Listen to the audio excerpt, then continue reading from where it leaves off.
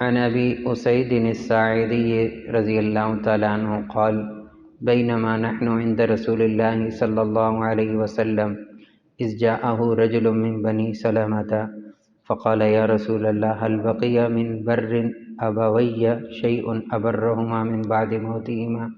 قال نعم، الصلاة عليهما والاستغفار لهما وإنفاذ وعدهما وصلة الرحم التي لا توصل إلا بهما وإکرام صدیقہما او کما قال علیہ الصلاۃ والسلام۔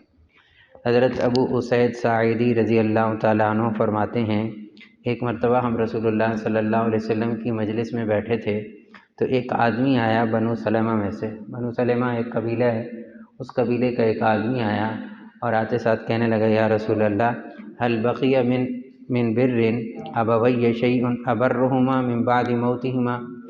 اے اللہ کے رسول صلی اللہ علیہ وسلم، میرے ماں باپ دنیا میں نہیں رہے، کیا کوئی ایسا عمل ہے جو میں کروں اور ان کو فائدہ ہو؟ هل بقی من بر، کیا نیکی میں سے کوئی ایسی نیکی موجود ہے کہ ماں باپ چلے جائیں اور میں ان کے لیے کوئی کام کروں تو ان کو فائدہ ہو؟ شرط ایمان ہے کہ ایمان کی حالت میں چلے گئے ہوں تو پھر میں ان کے لیے کچھ کر سکتا ہوں؟ رسول اللہ صلی اللہ علیہ وسلم نے فرمایا نعم، بالکل آپ ان کے لیے کر سکتے ہیں۔ پھر 5 چیزیں رسول اللہ صلی اللہ علیہ وسلم نے بیان فرمائیں۔ پہلی بات فرمائی الصلاۃ علیہما، ان کے لیے دعا کر سکتے ہیں۔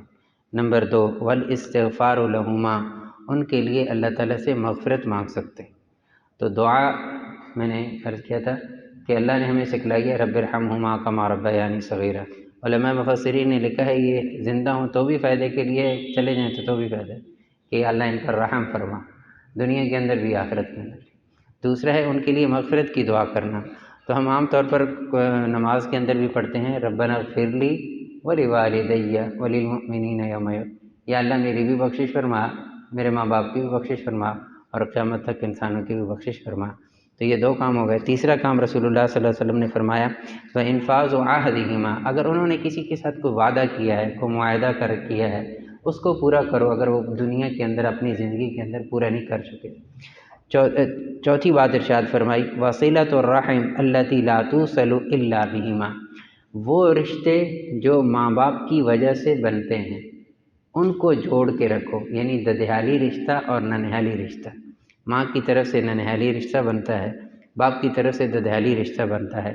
باپ کی طرف سے چچا ہے، تایا ہے، پھوپھو ہیں، یہ ہیں باپ کی طرف سے، اور ماں کی طرف سے ماموں ہیں، خالہ ہیں، یہ ننہالی رشتہ بنتا ہے۔ تو ان کی وجہ سے جو رشتے ہیں ان کو جوڑ کے رکھو، ان کو آپس کے اندر جوڑ تعلق رکھو۔ یہ 4 کام۔ 5واں کام آپ نے فرمایا اکرام صدیقہما، جو ماں باپ کی ان کے جو دوست ہوتے ہیں، خواتین کی اپنی دوستیں ہوتی ہیں، مردوں کے اپنے دوست ہوتے ہیں، تو ان کا اکرام کرو، ان کی عزت کرو، جب بھی ملے ان کے ساتھ عزت سے پیش آؤ گے کہ یہ میرے والد کے دوست تھے تو اس سے ان کو فائدہ ہوگا، ان کو نیکی پہنچے گی۔ حضرت عبداللہ ابن عمر رضی اللہ تعالیٰ عنہ کے بارے میں ہے، سفر پہ جا رہے تھے مدینہ منورہ سے باہر، غلام ساتھ تھا، تو ایک آدمی کو دیکھا وہ جا رہا تھا تو اس کے لیے رکنے کے بعد اپنے سر کا امامہ اتار کے دیا، ساتھ جتنی چیزیں تھیں کھانے پینے کی وہ دے دیں، حتیٰ کہ جس سواری پہ سوار تھے وہ بھی دے دی۔